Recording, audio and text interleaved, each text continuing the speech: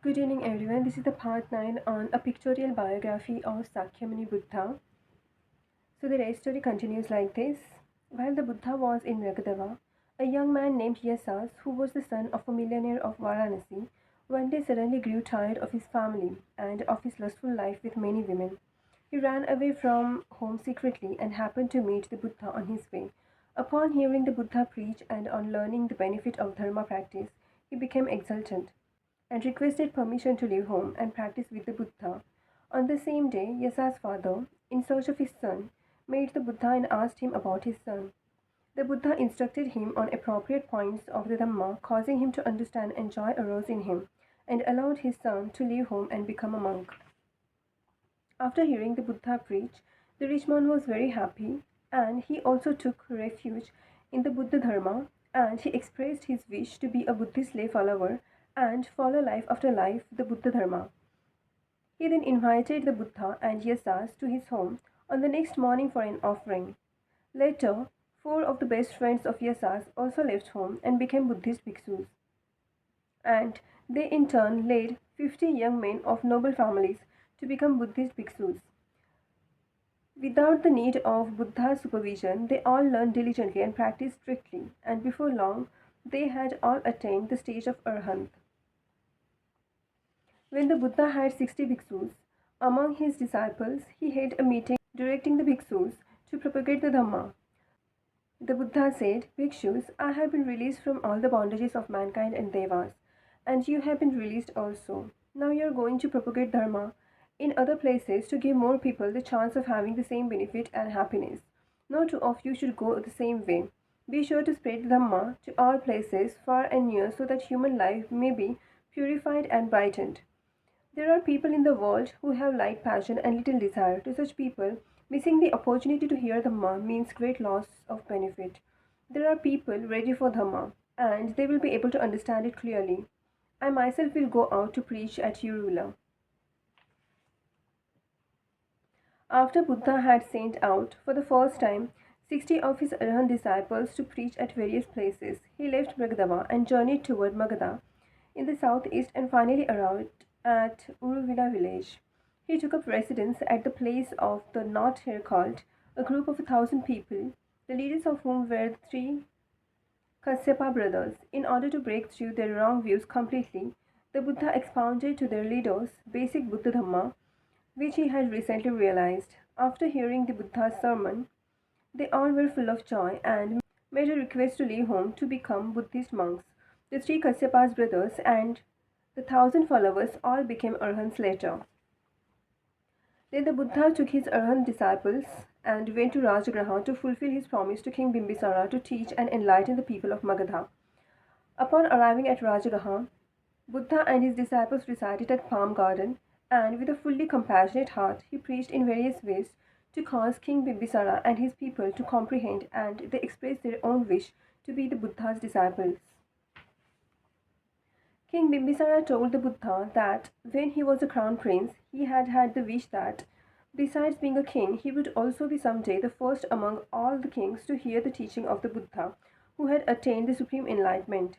Now all his wishes had been realized, and so he decided to take refuge in the Buddha, the Dharma, and the Sangha and formally become Grihapati, that is, a Buddhist follower at home. Later, he offered to donate Venuvana, a park in a bamboo grove, to the Buddha as a residence for the bhikkhus. Hence, Venuvana became the earliest monastery in Buddhist history. One morning, on his way from Venuvana to Rajagaha to beg for his daily ration of food, the Buddha encountered a youth who was wet through and through, looking as if he had just emerged from water. The young man stood in the middle of the road and bowed one after the other to the east, south, west, and north. Then he raised his head and saluted heaven, and at the last knelt down and saluted the earth. Then he cast grain in all the directions he had saluted. The Buddha watched the youth finishing his strange ritual in the thoroughfare and asked him why he did all these things. The youth replied that he observed according to the directions that his father had given him when he died, and that the purpose of performing his ritual every morning was to prevent any evil thing from befalling him from any direction. After hearing this answer, the Buddha said to the youth, "It is very good that you can honestly follow your father's last instructions, but the real meaning of your father's instructions and the ritual he wished you to observe is quite other than what you think. Your father told you to salute the east and spread grain. What he really meant was that you should respect and support those who have shown kindness or any kind of favor to you, that is, your parents. By saluting the south, you should understand that your father wanted you to be aware that you should respect and treat your teachers well. Saluting the west means loving and protecting your wife and children. Saluting the north means honoring your friends and relatives. By your saluting the heavens above, your father meant that you should pay reverence to Shramanas, Brahmanas, and saints. To salute the earth below means treating others kindly, not only people but also animals and the lowest creatures alike, without discrimination. Your father had all this in mind, so he told you to salute in this manner in order to prevent evil from falling upon you from any direction whatsoever. The Buddha then expounded to the youth, whose name was Sujata, what one should do for oneself and others in order to bring happiness and a better life to everybody now and in the future. The Buddha also instructed Sujata not to kill, not to steal, not to commit adultery, not to utter false speech, and not to partake of any intoxicants. That is, he gave him the well known five precepts. Afterwards, the Buddha advised him to work and earn his living diligently, to take good care of wealth he would amass, and at the same time to avoid being avaricious and to use his wealth properly. Not only for his own benefit, the Buddha instructed him to divide his money into four portions. One part should be used for the support of family, one part for the expansion of his business, one part to help the poor and the needy people of society, and the remaining part should be saved for any emergency. Sujata listened reverently to the Buddha's instructions and later requested the Buddha to accept him as his disciple. For the rest of his life, he saluted the six directions in the manner and with the understanding that the Buddha had taught him. During the Buddha's sojourn in the vicinity of Rajgraha, there was a well known master of one of the heretical schools whose name was Samjayan Vairatiputra. Living in the area, he had about 200 pupils, and among them Upatisya and Kolita were the most learned. These two pupils, however, were not satisfied with what their master had taught them, and they hoped to learn that higher and more profound knowledge that leads to no birth and no death. They were the best of friends, and their education and knowledge were on the same level. So they made an agreement that each would try his best with his intelligence and training to search for the highest knowledge, and that as soon as one had found it, he would immediately inform the other. One morning, as Upatisya was walking along the road toward Rajagriha, he saw a Shramana holding out his food bowl. The manner of his Shramana was so elegant, neat, peaceful, and serious, even when he was begging for food, that Upatisya was very much astonished. The nearer he approached to the Shramana, the stronger became his wonder, and at the same time his admiration, because he saw flowing from his countenance unlimited peace and happiness. Apparently, this Shramana had cut himself away from all fear. Upatisya thought this Shramana must have found this ultimate truth that we are pursuing, or he must be at least a disciple of one who has found the ultimate truth. I'm anxious to know who is his master and what his master teaches. I must follow him. I must find the truth. But Upatisya failed that it was improper to question him while he was begging for food, so he followed him at a distance until he had finished his daily begging and had left the city of Rajgraha. Then he came forward reverently, gave his regards as if he were talking to an old acquaintance, and then asked him, "Venerable Master, your manner is so peaceful and your look so serene. So I should really like to know who your teacher is. Under whose direction did you leave home and take up the pure life? What is the name of your teacher and what did he teach you?" The Shramana answered smilingly, "Venerable Master, let me tell you that there is a great Shramana of the Shakya clan who gave up his throne and left home to practice pure living. I left my home also to practice with this great Shramana. The Buddha is my teacher and I practice in accordance with his teaching." Upatisya thought to himself that perhaps he could learn the Dhamma of no birth and no death, which he and his friend Kolita had been pursuing for a long time. from this great Shramana. So he inquired anxiously, Venerable Master, what is this teaching of the Buddha? What has your master taught you? I should like very much to know its meaning. The Shramana answered him in a mild tone, It has not been a very long time since I left home to learn and practice with the Buddha. Therefore, I have not learned very much about the Buddha's teaching, and thus I am not able to explain it to you fully in detail. But if you would like to know only the general content of his teaching, I could tell you about it in a few sentences. Upatissa replied hastily, I should very much like to know. Please tell me just general contents. The Shramana said, Fine, now listen. The Buddha said, All things arise from the causes and conditions. All things also vanish because of causes and conditions. Our great Buddha often said so. As Upatissa heard these words in the shadow of the gate to the city, the radiance of Buddha Dharma was already lighting up his mind. All things which had come to pass or were coming to pass would, without any possible exception, go to destruction and extinction. Only those things which didn't arise or come to pass, thus avoiding death or destruction, were free. Upatissa said to the Shramana, If you have learned this kind of knowledge from your master, you have certainly already gotten rid of the fear of the death, and this goal has not yet been achieved by anyone else. After having said this, he thanked the Shramana profoundly. He then asked him where he might find the Buddha. Then he departed, intending to pass the good news on to Kolita that he himself had already obtained the dharma of non arising and non extinction. Now Upatisya's face was overflowing with the brilliant radiance of joy, too, just like the face of the Shamana who had told him the truth of neither arising nor passing away. When Kolita saw him approaching, he immediately knew that his friend had acquired the utmost joy. So he asked, My friend, just look at this bright splendor on your face. You must have found the truth of neither birth nor death, for which we have been searching for a long time, have you? Upatisya answered jubilantly, Yes, yes, my friend. I already attained to the dharma of no birth, no death. Kolita asked eagerly, How did you do it, my friend? How did you do it? Upatisya told his friend Kolita about the remarkable Shramana he had met and repeated to him the words he had heard. Instantly, Kolita also awoke and saw the way. He now realized that what is neither created nor annihilated does not exist among the nature of worldly things produced by sight, sound, smell, taste, touch, and ideas. For that which is neither created nor annihilated cannot be either produced or destroyed. Finally, the two of them went to see Buddha and asked him to accept them as bhikshus. Later on, they attained to the Arhat fruit and became the Buddha's chief disciples. They were known everywhere for their high wisdom and great supernatural power under the more familiar names of Sariputra and Mogdhalayana.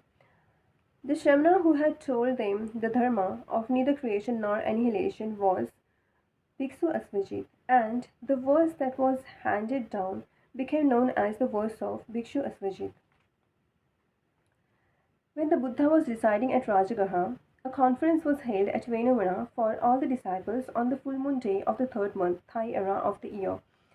The meeting was initiated by the simultaneous return of 1,250 Arhat disciples from their respective dharma propagating missions, and yet had arrived on the same day to report their accomplishments to the Buddha. It was indeed a most unusual occasion and pleased the Buddha as well as his disciples very much. The Buddha felt that this occasion was a proper time for instruction, so he gathered all his disciples together at Venuvana and instructed them to practice and preach following the same basic principles. The essence of this instruction was do not do any evil, do practice all the wholesome, purify your mind from defilements. There are four important things to remember about the occasion of this gathering. These are all the attending disciples were Arhants. All these Arhat disciples were bhikshus ordained by the Buddha personally. The 1,250 Arhat disciples did not make previous appointments to arrive on the same day. And fourth, the Buddha's instruction given on that day became known as Pratimoksha instructions. To celebrate these four memorable facts or events, Theravada Buddhists have celebrated the Dhamma respecting festival every year on the full moon day of the third month ever since that first conference was held. When King Suddhodana learned that his crown prince had attained enlightenment and become Buddha, that he was staying at Rajagaha, he sent a young official named Kalodine one of the playmates of Siddhartha's youth, to invite him to Kapilavastu. He wished he could see the Buddha one more time while he was leaving. To honor his father's wish, the Buddha promised to visit him, and so at the proper time, he and his disciples went to Kapilavastu. One evening, the Buddha took his disciples to Kapilavastu. When they arrived, there they stayed at Nyagrotha garden outside the city, where King Suddhodana had provided residences for them. The next morning, as he did every day, the Buddha led his disciples to the streets of the city to beg for the food. People watched them marching along, and someone went to report to the king. King Suddhodana was both surprised and angered to hear that the prince was begging for food from his own people. King Suddhodana ordered his driver to rush him to the street where the Buddha was begging. On arriving, he saw the Buddha and his disciples marching along with their bowls already full of food. They were making their way through a crowd who were paying them reverence, and they were just about to turn toward the palace. But King Suddhodana was angry and disappointed. The prince begging for food in his own country.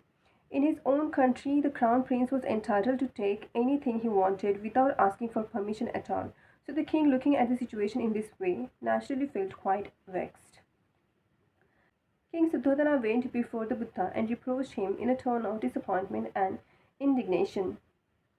My son, is this the good news that I, your father, am to receive? You have abandoned your father and left the country. You are the son of the king. But has the heir to the throne yet been decided? Oh, my son, today you have done a most disgraceful thing to your father and the royal family. On what occasion have your ancestors ever done such a thing? On what occasion have we ever accepted food like beggars? The Buddha spoke calmly to his angry, non comprehending father. Father, this is done in reality in accordance with the customs of my ancestors. King Suddhodana answered, everybody knows that your ancestors were kings and that none of them ever did such shameful things. The Buddha continued calmly, Father, it is true, but I am not talking about worldly ancestors. Now I am perpetuating the tradition of all the Buddhas of the past. I mean that I am now the Buddha, and in begging, I do what all of my ancestors have done. All past Buddhas did so, and you must understand that begging for food is done for the purpose of converting people. What all the Buddhas practice, I also do. After ending his speech, the Buddha explained some fundamentals of the Buddha Dhamma to King Suddhodana to wipe out his father's anger. Then the king took the food bowl from the Buddha's hand and asked him and his disciples to accept food in the palace. In the royal palace, after finishing the very exquisite meal which the king had offered him, the Buddha began to preach to him, his relatives, the officials, and all the other people there. He explained in detail the supreme truth he had attained and the method for eliminating all suffering. Everyone in the audience was able to understand, and they received the teaching with confidence and reverently put it into practice and became followers of the Buddha forever. Later, at the request of King Suddhodana, the Buddha took two senior disciples and went to Lady Yashodhara's living quarters to see her individually, for she was quite sad at not having been able to hear the Buddha's sermon. The Buddha very compassionately enumerated the virtuous deeds of her past and then explained the Dharma to her. At that time, Prince Rahula was 7 years old. He was later ordained by the Buddha and became the first Shramanera in the Buddhist teaching. Besides Rahula, the Buddha also covered his stepbrother Nanda and several princes of Shakya clan. They had many other young men of Kapilavastu, all left home and followed the Buddha as bhikshus. After the Buddha had left Kapilavastu, 6 more princes rushed to Anupiya village to request of the Buddha that he accept them as bhikshus. Their names were Bhadrika, Aniruddha, Bhagu, Kimbila, Ananda, and Devadatta. Enough for today. Good night.